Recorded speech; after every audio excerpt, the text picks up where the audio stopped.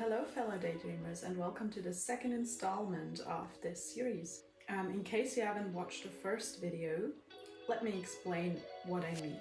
So my living in seasons concept comes from a very similar kind of cycle that I was researching at that time, which was the menstrual cycle.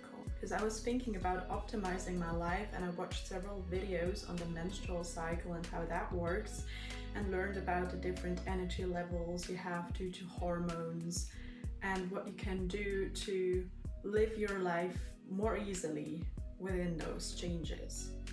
And I was thinking, like, what if there is a cycle in a bigger picture, like that influences all of us? And then I thought about nature and how there is the different seasons that you go through every year, and we live in these seasons as well, and why should we not accommodate those? And of course, this 4-season model that I'm working with doesn't apply to everyone. We here in Switzerland don't have monsoons or really dry seasons. We have plus minus those 4 seasons. So I'm doing a video for each season, and I did spring before, and now we're into summer. This whole thinking pattern takes in account the temperatures, the different weather, dispositions, light of day or lack thereof, then bigger contexts like holidays or cultural agendas, and also the whole life around us, like the plants in our garden, our pets, whatever there is. And all of that then influences our personal energy levels, motivations, our endurance, and our perspective. So in this video, I'll be talking about summer, the current season of the Northern Hemisphere. So what is summer? Let me paint you a picture.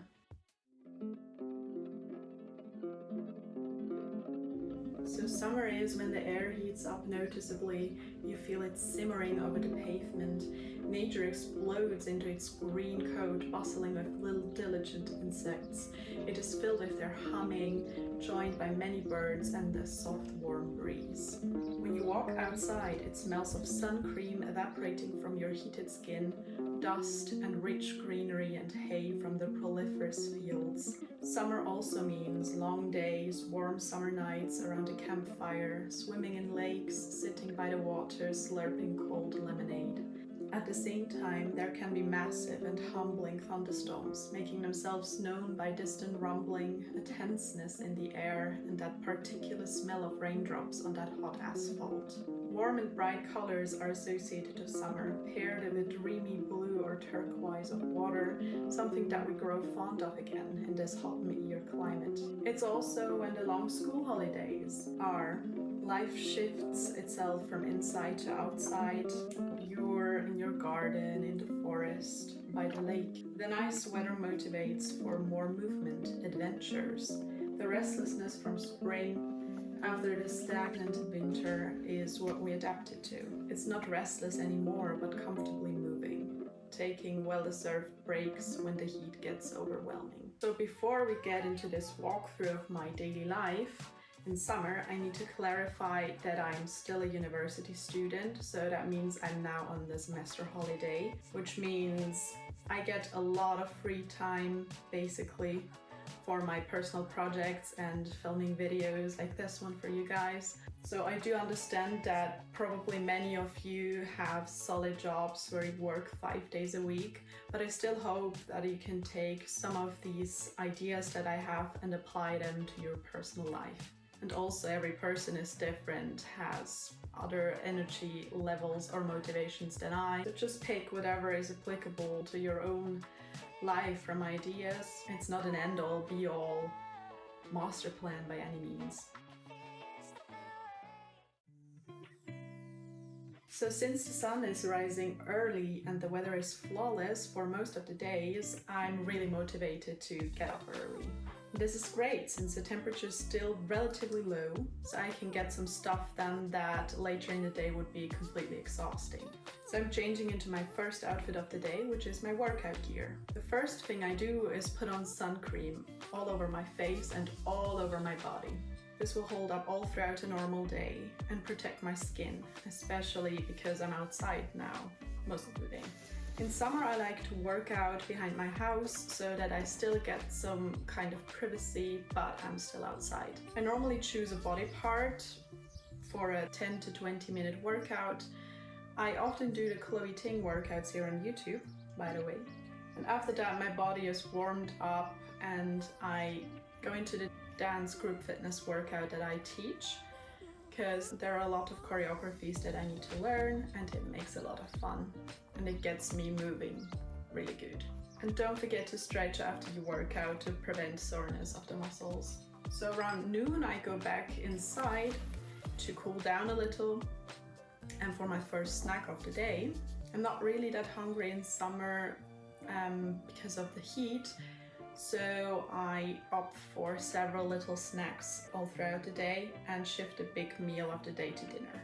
So the house inside is now still quite cool, even though it's warming up outside, so this is the perfect time to do some chores. So I'll tidy up the kitchen, tidy other spaces, clean the toilet. The last thing I do is laundry, because the washroom in my cellar is the coolest room in the house, so I can do this later. And then after moving so much and sweating from my workouts and then from my chores sometimes, I go upstairs and take a shower. After that I change into my daily outfit, which for summer I like those light, airy fabrics like linen. So I'm wearing green linen shorts, a white crop top and a net top on top, which it's barely a top, but it still covers you enough to go outside like that. Also, since I organize my wardrobe into different styles by shelf, it's a lot easier for me to create outfits. As for my makeup, less is more these days in this heat. I'm just doing my eyebrows and a bright pop of color into my inner corner, some brown black mascara for more natural lashes, and the lightest spot concealing I can do, because any more than that would just straight up melt off my face. That's not cute. And I also did some blush and highlight because I felt like it. The hair is just kept in a ponytail because it has grown significantly since winter and I just can't have it heat me up more, so I just opt for practical hairstyles.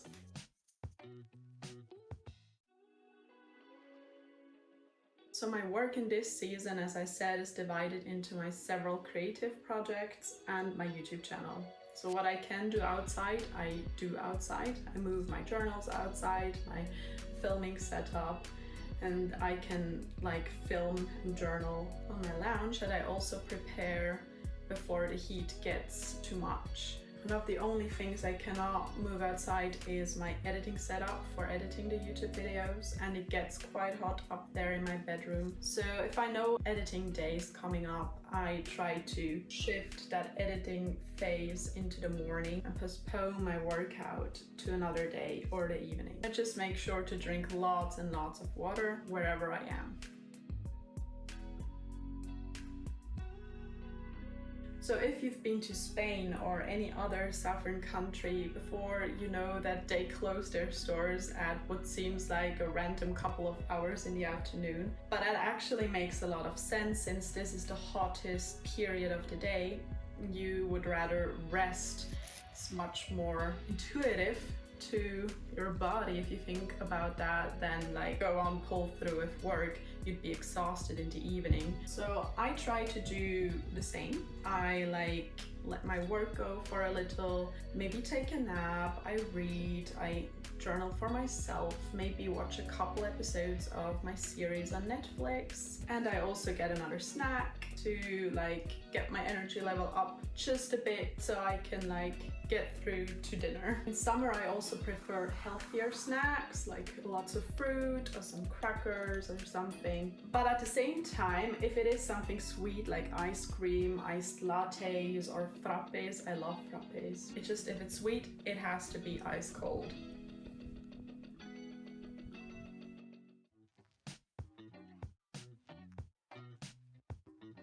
So with the evening coming by and temperatures getting lower again, I start preparing for dinner. I set the table outside so we can eat outside nicely in the still warm evening, and I cook. Since my mother works most of the days until 5 p.m. or something, I do that for her so she doesn't need to worry about that, and I have the time anyway, and I love cooking, so I do the cooking. And for tonight it's chicken breast with some mushrooms and rice. So since it's not that hot outside anymore, we actually can comfortably eat a hot meal. If I'd eat that for lunch in like a 30 Celsius, I'd be dead afterwards. For dinner it works. Dinner is also a very social time where the whole family comes together, we eat and we talk, and sometimes we go to town after that to enjoy the whole evening into the night, or we just chill on the lounge for a little longer. But there are also days where the plans are different and I'm rather by myself after dinner, so I use that time to treat myself and care for myself and wind down.